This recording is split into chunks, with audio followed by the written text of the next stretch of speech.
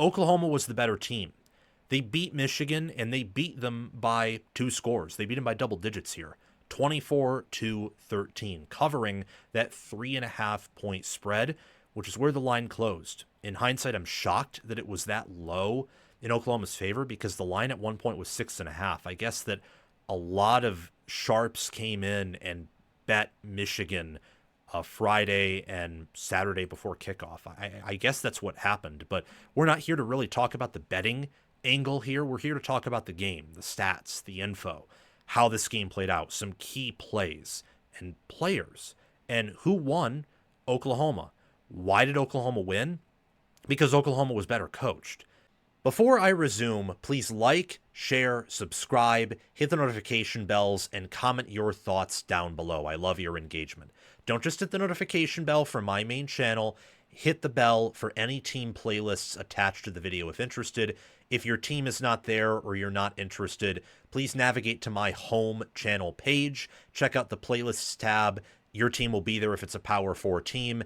And hit the notification bell so that you can get notified when I cover that specific team. If you want additional content, bonus content, sign up as a paid member of the channel with the appropriate tier.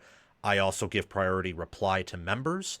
And check out our Discord server. It's free. You get to interact with me. I get to pop in there. And the Discord server will notify you when we go live or when I upload videos. Because they hit harder. They played tougher. They endured the pain, and they didn't quit. Michigan at one point was dropping like flies in this matchup. And Michigan, I think, didn't handle the adversity quite as well as Oklahoma did. Now, that could be because I think Oklahoma is a little bit older. Definitely think a part of the reason why is because they, for sure, have a better staff. That is certain. I'm absolutely certain about that. Michigan had some matchup advantages they could have exploited here to make this game closer, to potentially win, although I have said in the preseason, as someone who was higher on Michigan than I think most were, that I just didn't see a way for Michigan to really win this game unless they were obviously better than Oklahoma. And I didn't think they were in the preseason, and after week 1, I thought to myself, well, I don't know much about these teams. They both have issues, but both played poorly enough in week 1 to where I couldn't change my mind in favor of Michigan. So I went with Oklahoma, and Oklahoma even outperformed my expectations because they beat Michigan harder than I thought they were going to. And I thought Oklahoma was going to win, and I thought that, there were some people who thought that, Michigan was going to win in dominant fashion with how Underwood performed. That was never going to happen. There are also people who think that after this game, Oklahoma is a top 10 team. I'm pretty skeptical of that with some of the mistakes that they made. And the fact that, look, they controlled the clock. They had 32 minutes, 12 seconds of possession to Michigan's 24:48. They had 7.9 yards per attempt through the air. Michigan had 5.9, and Underwood was 9 of 24. The fact that Michigan's receivers at times were getting open, and the fact that Oklahoma was calling drastically better plays and typically had a numbers advantage offensively or defensively in the box, and yet couldn't generate the same type of running back success that Michigan could, I think is pretty concerning, because I don't exactly think that Michigan is this all outer world team as their play on the offensive line, secondary, and really the entirety of the offense showed. I thought Underwood played well. Mateer obviously played great, though, and Underwood did not play great. He played about as good as you could expect a true freshman to realistically play on the road with the talent surrounding him at night against a Brent Venables defense where I have to tell you something, and this is a credit to Venables. It's a credit to his staff and to Oklahoma. They clearly understood that this was a do-or-die game, that they had to win. Clearly. And I think in a certain sense it actually hurt them. Out of halftime, Oklahoma kind of flinched a little bit with some of those special teams errors, the penalties, giving Michigan life. I think that Oklahoma understands that if they don't win X amount of games, their team is done, that Venables is done. If Oklahoma somehow lost that game to Michigan, which at points in the third quarter it looked like they maybe could have given Michigan the game, Venables should have just resigned. Because if you couldn't beat Michigan with that type of play that the Wolverines put forth, you're probably not beating Auburn. You're sure as heck not beating Texas. You're probably not beating Alabama, even with the issues they have. Probably not LSU, Missouri, Tennessee, Ole Miss, South Carolina. Like, it would have been so bad. The way Michigan played in that first half told me that if Michigan somehow won, that was probably more of an indictment on Oklahoma at this point than Michigan being a top 10 or even close to a top 5 team.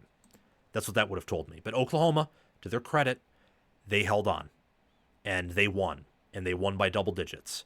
And I think Mateer, while not the best quarterback in the nation, he outplayed Underwood. He was the better player. He was a good leader. He made some runs with some, jitterbug movements with his legs where he certainly is someone who, at least to this point, should be in the Heisman conversation.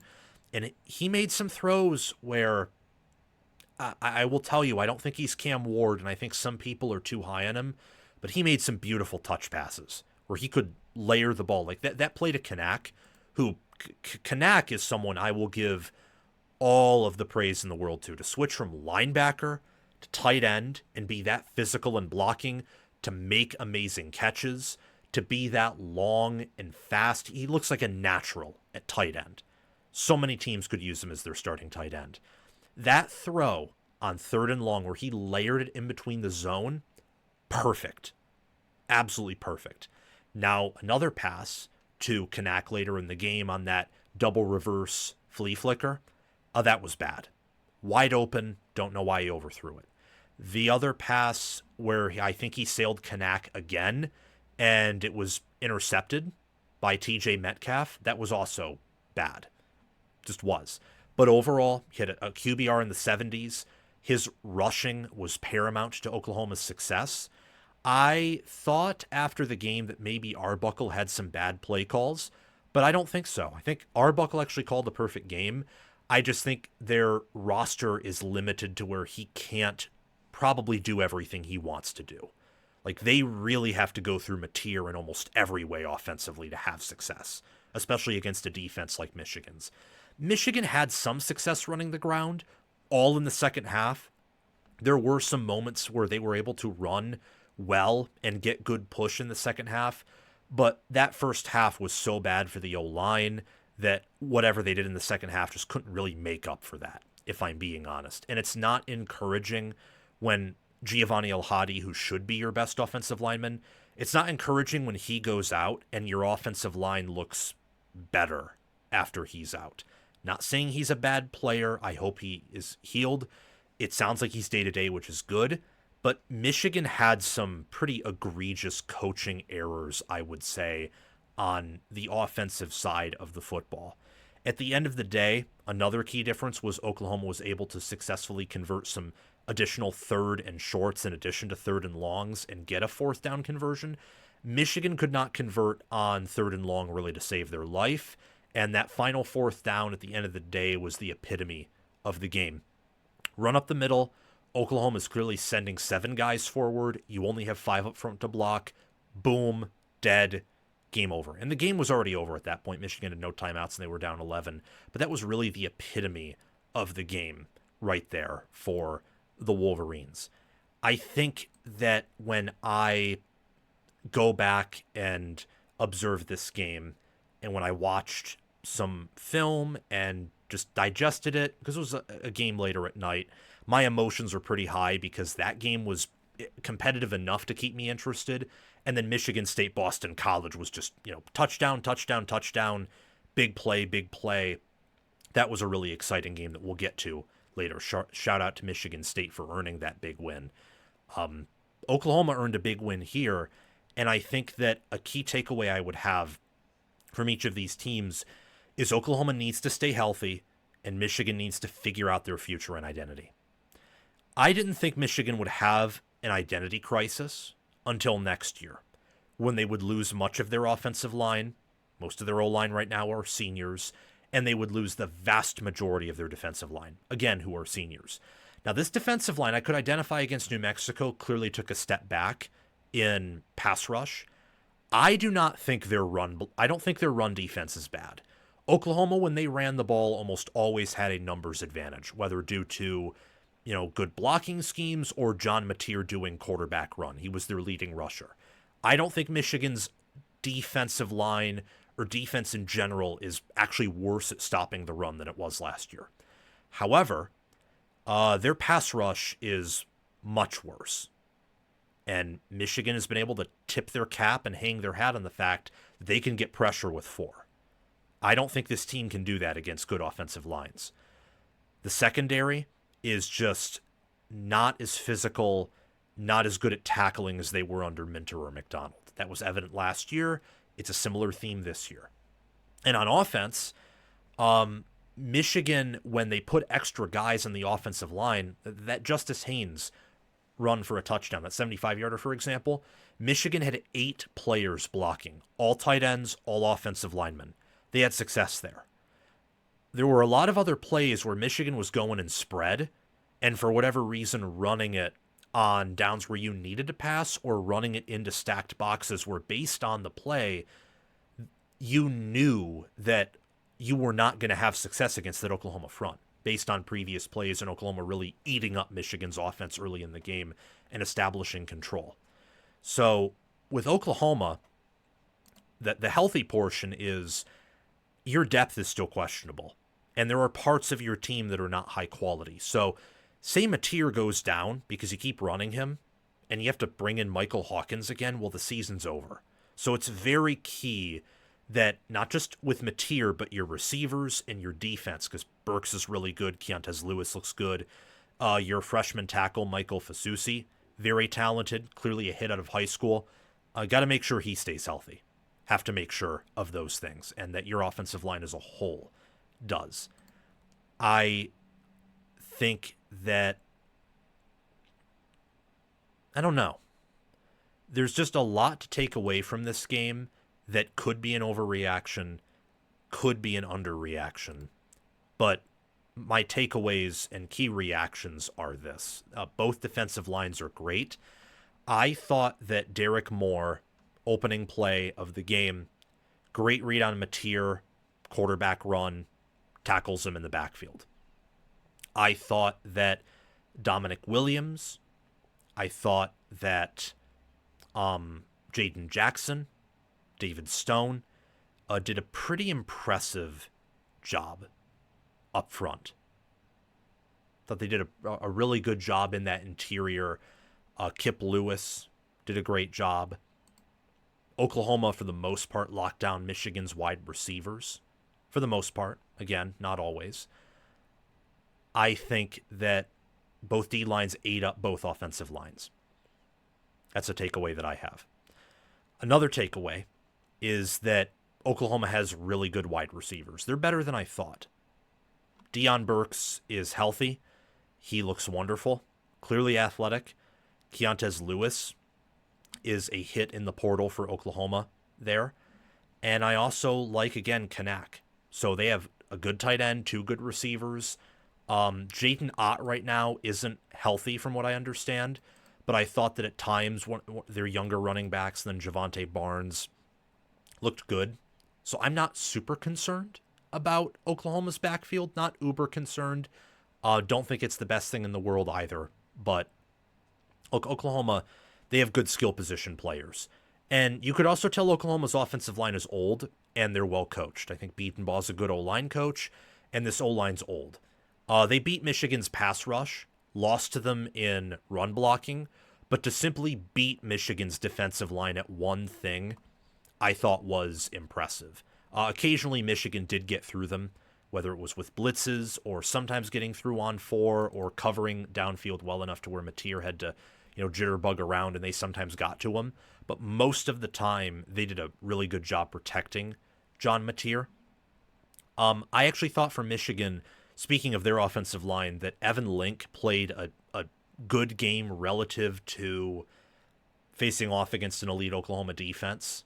He had a really key block on that long 75-yard run. And from my understanding, watching that game, he was not responsible. He was not the sole responsible reason why Michigan's run blocking was suspect or why they would sometimes give up large amounts of pressure to Underwood or why they gave up a sack to him. Overall, relative to what I would have expected Evan Link and Michigan's struggling tackles out of them, I thought that Link performed okay, number 71 there. Fasusi performed better. Fasusi was probably the offensive lineman of the entire game. One last thing before we move on. Michigan got outcoached by Oklahoma, and it's worse than you think. It's so much worse than you think. So Michigan has the ball. They're down 21-7. It's 3rd and 6. And Lindsey or Moore, whoever's calling plays, I'm just going to go with Lindsey, decides to run it up the middle on 3rd and medium. And then it's 4th and 2. You got 3 or 4 2 yards. Enough to probably run the same play again if you bring in another offensive lineman and get the 4th down and 2. And you kick a field goal to only be down by 11. And I'm thinking to myself, and I'm kind of scratching my head and thinking, what? Why make that play call if you're going to kick the field goal? If you're going to go for it, that's the perfect play call. But if you're just going to kick the field goal, why? Why? And another thing, too, is Michigan had a penalty EPA. This is something that Darren pointed out to me from Darren Talks Ball. Michigan had a penalty EPA of 5.97. That is crazy. They had 5.97 expected points from penalties and did nothing with it. And they won the turnover battle and yet lost by 11. This game, if Oklahoma were a top 10 team, it would have been 34-13. It would have been worse. But because Oklahoma had enough issues, they have definitely some anxiety because their coaches and players are feeling the pressure. Because of those things, Michigan was able to stay in the game. And to be fair to Michigan's coaches and players, I thought they won the second half, but it was by about this much. And a lot of it was due to self-inflicted injury by Oklahoma. Oklahoma dominated the first half. Just beyond dominated the first half. It could have easily been 21-0 or 17-0 at the end of the first half if Oklahoma doesn't have a drop on their second possession that forced them to punt. Could have easily been that way. And then Michigan, punting inside the Oklahoma 40, when you have a good defense and you were able to force some punts, it's like, what are you doing, man? Come on. The Sooners at the end of the day just hit harder. They gave more effort. They were more physical. And they outcoached Michigan. They checked all the necessary boxes to achieve a win. I'm excited to watch Oklahoma for the rest of the year. Very pumped to see what they can do against Auburn. Actually excited to watch their performance this week against Temple. It's on the road, is a classic letdown spot. So that game, I think, will tell me a lot about the character and depth and energy that this team has in the tank. For Michigan, they play Central Michigan, and with Biff Poggi being named the interim head coach while Moore serving his 2-game suspension, you got to go out there and you have to win that game by as many points as possible and show fire, because Michigan's future right now is very shaky. There are aspects of Oklahoma's future that are shaky too. Oklahoma's future is definitely shaky, but the way that Oklahoma is recruiting and the way that Oklahoma is moving to a new conference, and Venables entered this year on the hot seat, that's not a surprise that Oklahoma's future was shaky.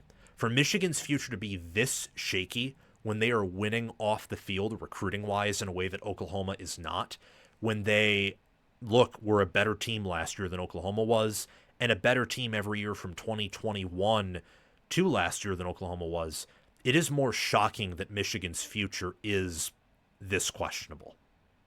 Very shocking. Thank you so much for watching College Football with Sam. Remember to like, share, subscribe, hit the notification bells, and comment your thoughts down below. Again, for the notification bells, don't just hit the bell for my main channel, hit it for any team playlists attached, or if you're not interested in those teams, navigate to my channel homepage, to the playlists tab. There will be a playlist for your favorite team if it's a Power 4 team. Hit the notification bell for that playlist so you can get notified when I mention them or talk about the conference broadly that they reside in. If you want bonus content, sign up as a paid member. And our Discord server is totally free. You get to interact with me and several other diehard football fans in there. So do those things. Most of them are free. And if you want to go the extra mile, there's always the Patreon page and YouTube memberships.